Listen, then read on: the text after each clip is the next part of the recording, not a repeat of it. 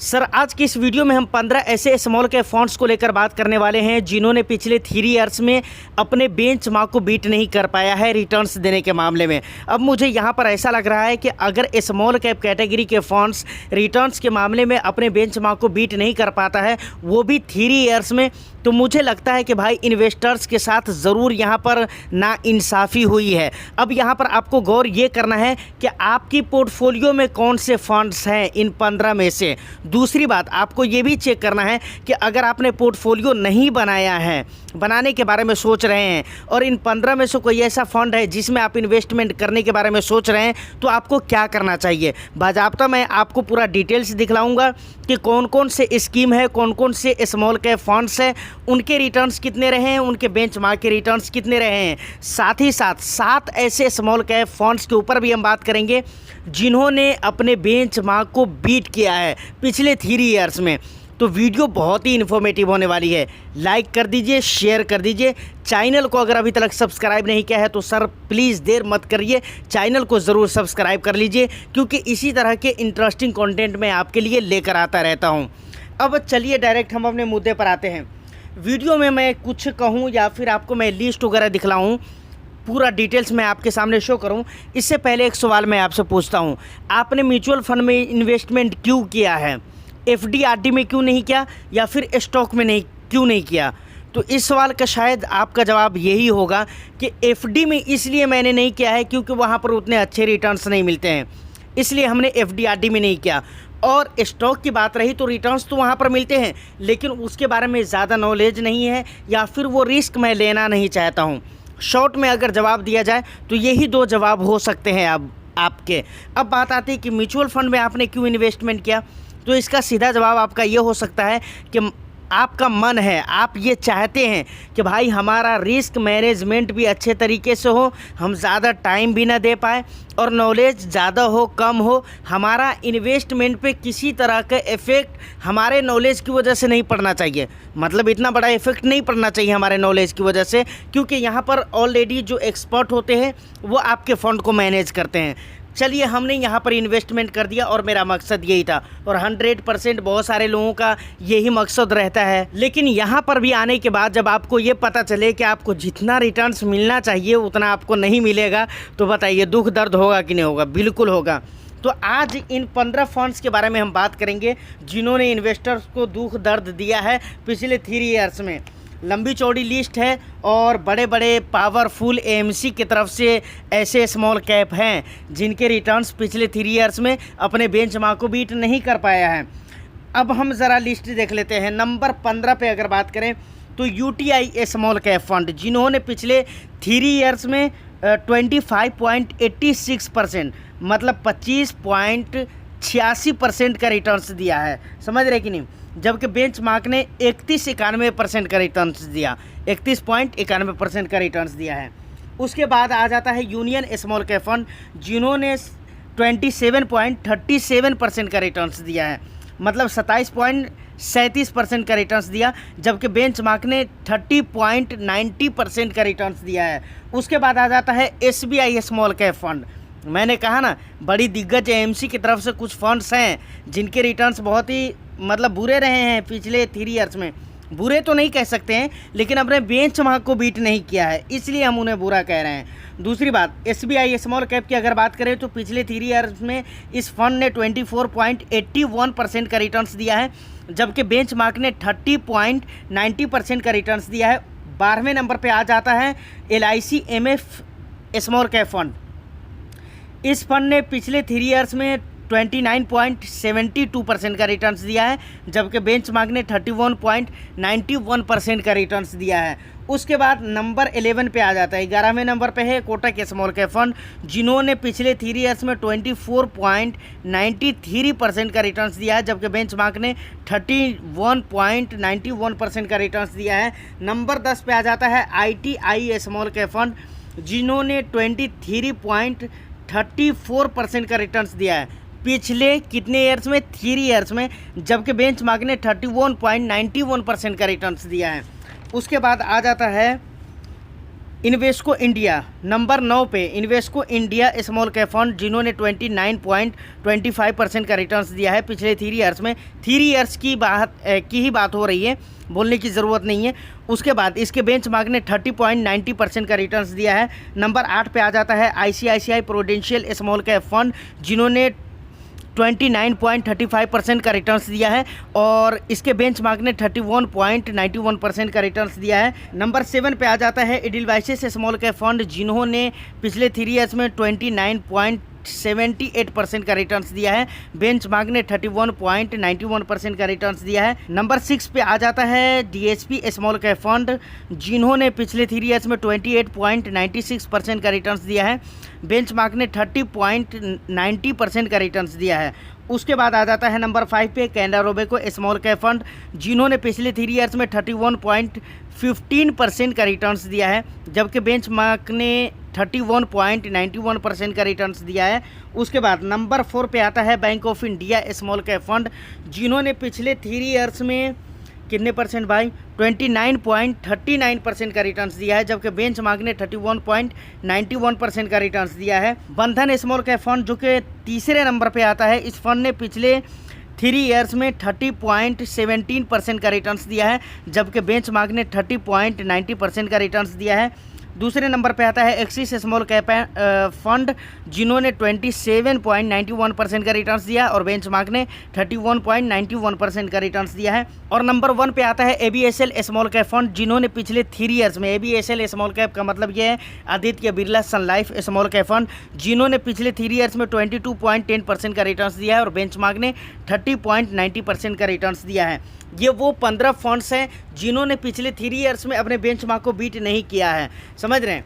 अब इसको क्या करना है वो हम आगे बात कर लेते हैं। पहले एक और भी लिस्ट हम देख लेते हैं जिन्होंने पिछले 3 ईयर्स में अपने बेंचमार्क को बीट किया है। नंबर 7 पे आ जाता है टाटा स्मॉल कैप फंड, जिन्होंने पिछले 3 ईयर्स में 32.17% का रिटर्न्स दिया है, जबकि बेंचमार्क ने 31.91% का रिटर्न्स दिया है। नंबर 6 पे आता है सुंदरम स्मॉल कैप फंड, जिन्होंने 30.28% का रिटर्न्स दिया है, जबकि बेंचमार्क ने 27.75% का रिटर्न्स दिया है। नंबर 5 पे आता है क्वांट स्मॉल कैप फंड, जिन्होंने 44.55% का रिटर्न्स दिया है, मतलब बिल्कुल ही हाई फाई रिटर्न्स दिया है। देखिए यहाँ पर जो सीरियल मैंने लिया हुआ है, ये एक बात यहाँ पर याद रखिएगा कि नंबर वाइज मतलब रिटर्न्स के हिसाब से जो सबसे ज़्यादा रिटर्न्स दिया उसको एक नंबर पे, जो उसके बाद जो रिटर्न्स दिया दूसरे नंबर पे, उसके बाद जो रिटर्न्स दिया तीसरे नंबर पे, ऐसा सीन नहीं है, समझ रहे कि नहीं। सीधा सीधा मैंने फंड लिख कर रखा हुआ है, समझ रहे हैं। उसके बाद आ जाता है क्वांट स्मॉल कैप फंड के बारे में शायद मैं आपको बता दिया हूँ कि 44.55% का रिटर्न्स दिया है, जबकि बेंचमार्क ने सिर्फ 31.91% का रिटर्न्स दिया है।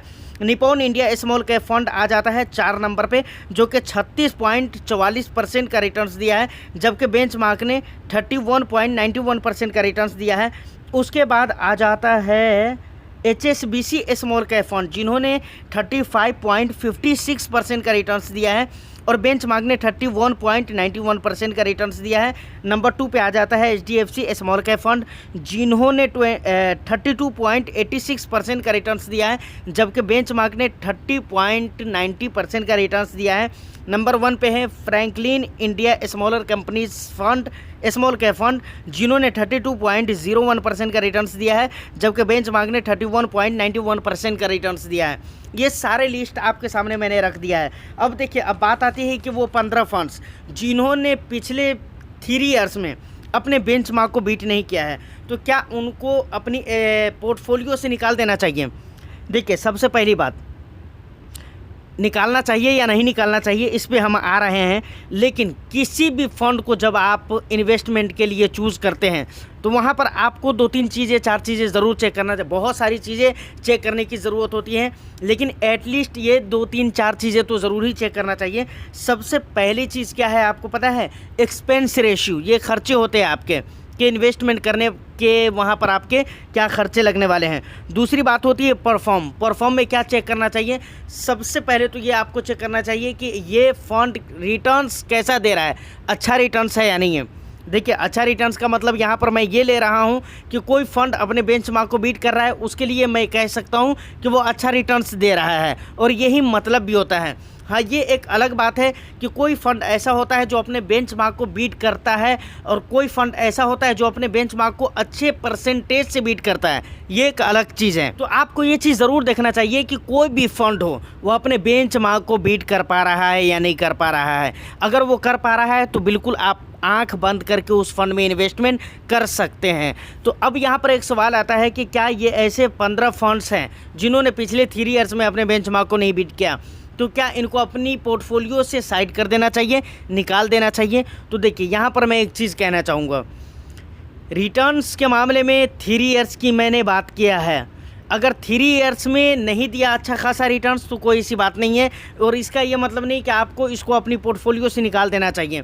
जबकि हाँ, एक बात ज़रूर कहूँगा कि कोई स्मॉल कैप कैटेगरी के फंड है, जैसा कि मैंने शुरू में कहा है, या फिर मिड कैप कैटेगरी के फंड है, अगर वो 3 ईयर्स में अपने बेंचमार्क को बीट नहीं कर पा रहा है तो इसका मतलब है ज़रूर कुछ ना कुछ कमी है वहाँ पर। वो कमी चाहे फंड मैनेजर की तरफ से हो या फिर एएमसी की तरफ से हो, लेकिन कुछ ना कुछ कमी है वहाँ पर।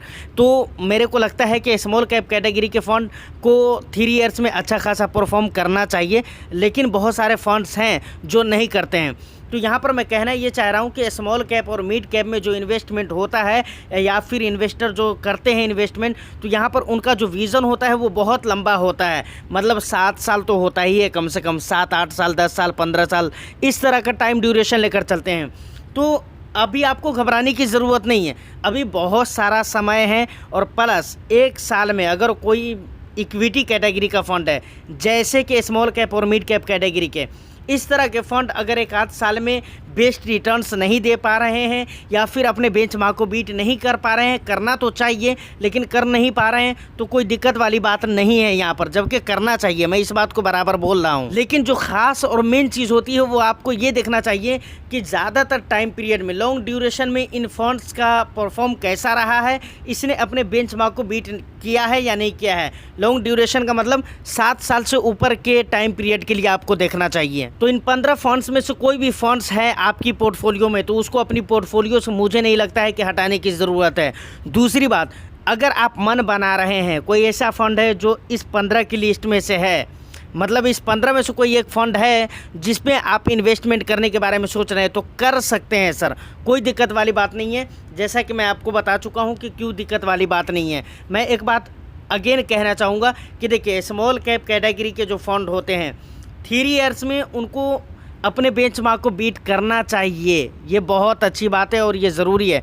लेकिन अगर नहीं करता है तो वो कमी ज़रूर है, उस फंड में कमी मानी जाएगी। लेकिन एक चीज़ और कि इस कमी को ज़्यादा ध्यान में नहीं रखना चाहिए, बल्कि आपको इससे भी लॉन्ग ड्यूरेशन को अपने मद्देनज़र रखते हुए उसमें इन्वेस्टमेंट करना चाहिए, या फिर अगर आपने कर दिया है तो उसमें बने रहना चाहिए। अब हाल फिलहाल में एक न्यूज़ तो आप जान ही रहे हैं, जिसके ऊपर हम लगातार कई वीडियोज़ से बात कर रहे हैं कि भाई सेबी कह रही है स्मॉल कैप और मिड कैप से इक्विटी का एक्सपोजर कम करने के लिए अगर ऐसा हो जाता है और कम कर दिया जाता है तो आने वाला टाइम में ये भी देखने की ज़रूरत रहेगी कि इन फंड्स की हालत क्या रहती है, क्योंकि अभी बहुत ज़्यादा एक्सपोज़र है स्मॉल कैप मिड कैप का स्टॉक्स में। तब ये हालत है, जब कम कर दिया जाएगा एक्सपोज़र तब इन 15 फंड्स की हालत क्या रहेगी और इन 7 फंड्स की हालत क्या रहेगी, और भी दूसरे जो भी स्मॉल कैप हैं उनकी हालत क्या रहेगी, ये भी देखने वाली चीज़ होगी। तो फिलहाल मुझे लगता है कि जो चीज़ें आपको बताना था इस वीडियो में मैंने आपको बता दिया है। उम्मीद करता हूँ कि वीडियो आपको अच्छी लगी हो। आपका जो भी सुझाव हो, जो भी एडवाइस हो, जो भी आपका ओपिनियन हो, आप कमेंट सेक्शन में कमेंट करके हमें बता सकते हैं। आप अपना वैल्यूबल फीडबैक ज़रूर दीजिए, ये जानकर मुझे बहुत ही खुशी होती है। फिलहाल मुझे लगता है कि आज की इस वीडियो में इतना ही। उम्मीद करता हूँ कि वीडियो आपको अच्छी लगी हो। वीडियो अगर अच्छी लगी है तो एक लाइक कर दीजिए और ज़्यादा से ज़्यादा शेयर कर दीजिए। चैनल को सब्सक्राइब नहीं किया है तो चैनल को भी ज़रूर सब्सक्राइब कर लें। मैं फिर मिलता हूँ किसी नेक्स्ट एंड इंटरेस्टिंग वीडियो में। जब तक के लिए all the best. Thank you for watching.